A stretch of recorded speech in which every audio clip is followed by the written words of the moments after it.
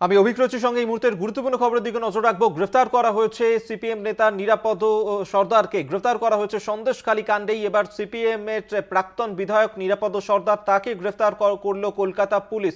আপনারা জানেন যে এর আগে বিজেপির নেতা বিকাশ সিং, তাকে গ্রেফতার করা হয়েছিল সন্দেশখালীর ঘটনায়। এবার সিপিএম এর প্রাক্তন বিধায়ক নিরাপদ সর্দার, তাকে গ্রেফতার করলো কলকাতা পুলিশ।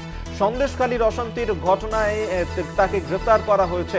আপনারা জানেন যে বিগত 4 দিন ধরে উত্তপ্ত হয়ে উঠেছে সন্দেশখালী, এবং সেখানেই যে পরিস্থিতি, এবং সেক্ষেত্রে প্ররোচনা দেওয়ার অভিযোগ উঠেছিল এই নিরাপদ সর্দারের বিরুদ্ধে, এবং অবশেষে তাকে গ্রেফতার করা হয়েছে।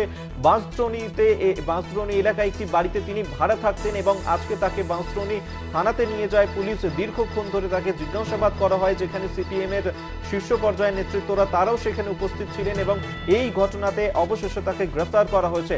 সন্দেশখালীর ঘটনাতে তিনি মদত দিয়েছেন এমনটাই কিন্তু অভিযোগ উঠেছে তার বিরুদ্ধে, যার কারণেই সন্দেশখালীর ঘটনায় এবার প্রাক্তন সিপিএম বিধায়ক নিরাপদ সর্দার, তাকেই গ্রেফতার করা হয়েছে। সন্দেশখালীর ঘটনায় প্ররোচনা দেওয়ার অভিযোগ উঠেছে তার বিরুদ্ধে, যার কারণেই তাকে গ্রেফতার বলে জানা যাচ্ছে। নিরাপদকে গ্রেফতার করলো কলকাতা পুলিশ। বাঁশদ্রোণী থানায় তাকে আজকে নিয়ে যাওয়া হয়, তাকে দীর্ঘক্ষণ ধরে জিজ্ঞাসাবাদ করা হয়। বাঁশদ্রোণী থানা এলাকাতেই একটি বাড়িতে ভাড়া থাকতেন তিনি, এবং সেই ঘটনাতেই এবার গ্রেফতার করা হলো প্রাক্তন সিপিএম বিধায়ককে। আমরা এই নিয়ে বিস্তারিত জানবো। আমাদের সঙ্গে টেলিফোনে রয়েছেন প্রতিনিধি রিয়া মাঝি। রিয়া, সিপিএম নেতা নিরাপদ সর্দার ইতিমধ্যেই তাকে গ্রেফতার করে বাঁশদ্রোণী থানা থেকে বার করে সন্দেশখালীর উদ্দেশ্যে তাকে নিয়ে যাওয়া হয়েছে। সন্দেশখালী থানার পুলিশ তারা দুপুর নাগাদই এতে পৌঁছায় বাঁশদ্রোণীতে, এবং তোমাকে একই সঙ্গে জানাবো যে বাঁশদ্রোণী থানার পুলিশ প্রায় 10 থেকে 15 জনের আধিকারিক নিয়ে সাত সকালে পৌঁছে যায় বাঁশদ্রোণী থানা এলাকায়। এই নিরাপদ সর্দারের যে ছেলের বাড়ি, সেখানেই ছিলেন নিরাপদ সর্দার, সেখানে পৌঁছে যায়, এবং তারপরে সেখান থেকে তাকে আটক করে নিয়ে আসে বাঁশদ্রোণী থানাতে।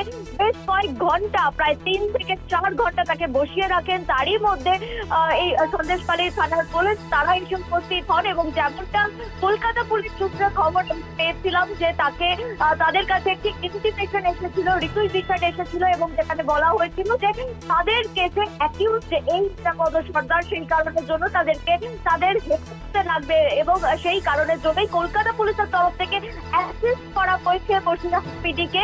এবং তারপরেই যেটা দেখা যায় যে তাকে আটক করে নিয়ে আসা হয় বাঁশদ্রোণী থানাতে, এবং সেখানে দীর্ঘক্ষণ বসিয়ে রাখার পরে অবশেষে সন্দেশখালী থানার পুলিশ এসে এবং 250-এ তাকে গ্রেপ্তার করা হয়। গ্রেপ্তার করে তাকে সন্দেশখালীর উদ্দেশ্যে এই নিরাপদ সর্দার তাকে নিয়ে যাওয়া হচ্ছে ইতিমধ্যেই সন্দেশখালীতে, এবং তার বিরুদ্ধে যেসব অভিযোগ যে উস্কানি দেওয়া হয়েছে, সন্দেশখালীতে যে ঘটনা ঘটেছে সেখানে উস্কানি মূলক এবং প্ররোচনা দেওয়া হয়েছে, অবৈধ জমায়েতে প্ররোচনা দেওয়া হয়েছে, এই একাধিক অভিযোগে তাকে গ্রেপ্তার করতে নিয়ে যাওয়া হয়েছে সন্দেশখালীর উদ্দেশ্যে।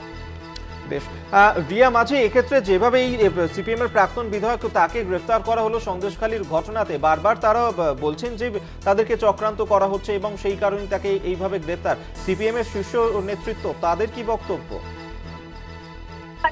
দেখো, জানিয়ে রাখবো যে ইতিমধ্যেই কিন্তু দুজন, শিবপ্রসাদ হাজরা এবং একই সঙ্গে শেখ শাহজাহান, তারা দুজন তাদেরকে গ্রেপ্তার করতে পারছে না, কিন্তু বাকি তারা রয়েছে। যেমন উত্তম সরকার সাসপেন্ড করা হলো, তারপরে তাকে গ্রেপ্তার করা হলো।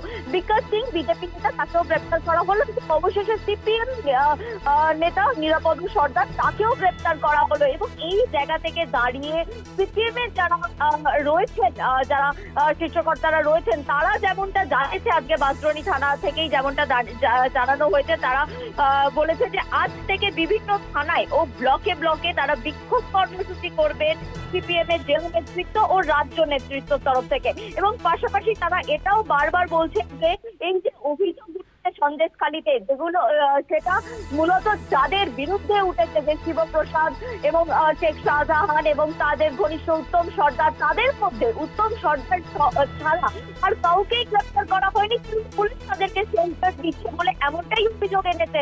এবং সেই অভিযোগ এনে তারা বলেছে কেন নিরাপদ সর্দারকে গ্রেপ্তার করা হলো, এই প্রশ্ন তুলে তারা কিন্তু যেটা জানিয়েছে যে বিভিন্ন থানায় ও ব্লকে ব্লকে বিক্ষোভ কর্মসূচি করবেন বলে এমনটাই হুঙ্কার তুলেছেন। বেশ, ধন্যবাদ তোমায় রিয়া মাঝি, আমাদের সঙ্গে টেলিফোনে ছিলেন প্রতিনিধি।